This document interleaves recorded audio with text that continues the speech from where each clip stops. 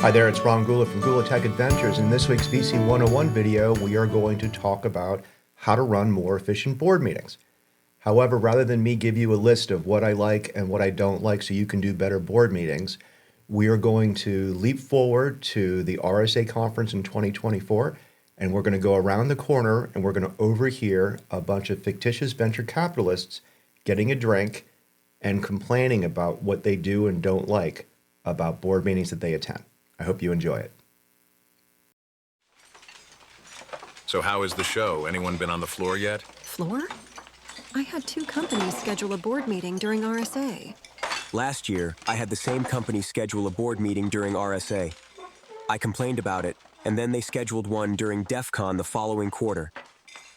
There is never a good time to schedule a board meeting, and they aren't ever really productive for me.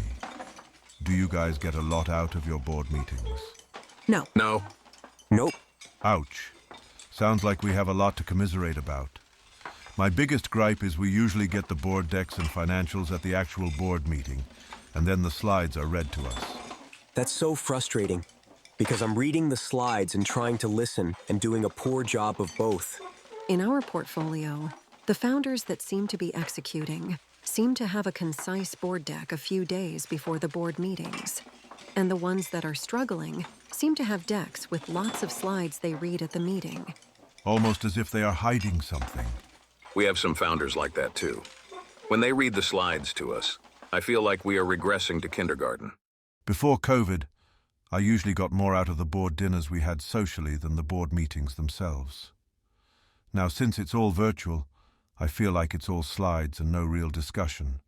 It's worse when they bring an employee to read the slides to us. I put a stop to that at our board meetings and requested any non-board presentation as a briefing outside of the board cycle. You don't want to hear from portfolio employees? I do, as often as possible, but not at a board meeting where we are supposed to be providing as transparent feedback as possible to the executive team. I have a founder at one of our companies that does not do a good job of surrounding herself with the best folks. Takes way too long to hire and fire folks. And she constantly is bringing junior employees to present to the board. Poorly, mind you. A players hire A players. B players bring C players to board meetings. Yep, ha ha ha. I agree with the late slides and not bringing folks who can work on strategy to the board meetings, but the real comment here is that we don't talk about strategy at the meetings themselves. My best and most honest conversations are usually one-on-one with the founder. Why can't we have those sorts of conversations at the board meeting? I do have a few company founders who run meetings that way. It's a pretty simple formula. What is the strategy we are working on, and what evidence do we have that supports or does not support the strategy, with a discussion on if we need to tweak anything. I have an oversimplified model for every one of our companies. What problem do they solve? How they solve it?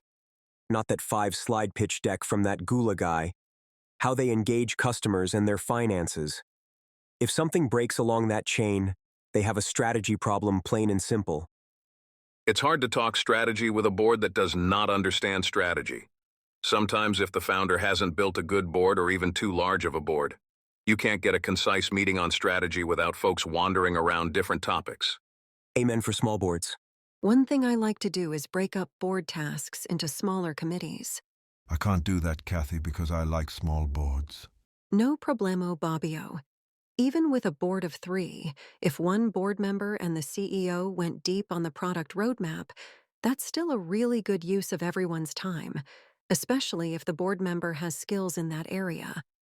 Smaller committees let the work of board governance not get in the way of choosing and assessing the strategy for the exec team to execute.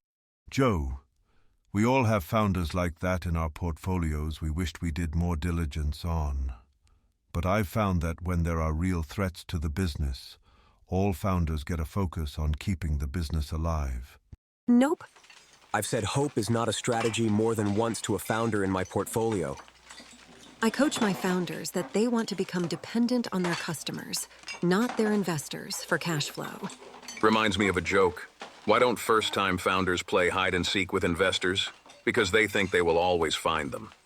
And another thing, I usually find the portfolio companies I have the most difficulty doing introductions for are the ones I'm most out of sync with. I am partly to blame for that, but some of my founders think I want to challenge their messaging. Well, sometimes I do if it stinks. When I ask for the latest company positioning or competitive landscape. Looks like it's Joe's turn to pick up our tab. Congrats on selling another portfolio company to Tenable. Any tips you can share about that founder? Sure. She always had her board decks out a few days before the board meeting. The decks were focused on how well the company's strategy was going, and there were always KPIs that showed what was working and what wasn't working. I wish I had more founders like her. I hope you enjoyed that. I hope it wasn't too close to home for people who are running board meetings, but maybe you got an idea or two of how to be more efficient or more engaging and more strategic in your conversations with your board members, your investors, and your co-founders. If you enjoyed this video, give us a like here at YouTube. Watch the other videos on the VC 101 channel, and connect with us on LinkedIn. Tell us what kind of questions you have about startups business, and let us know what kind of other videos you want to see.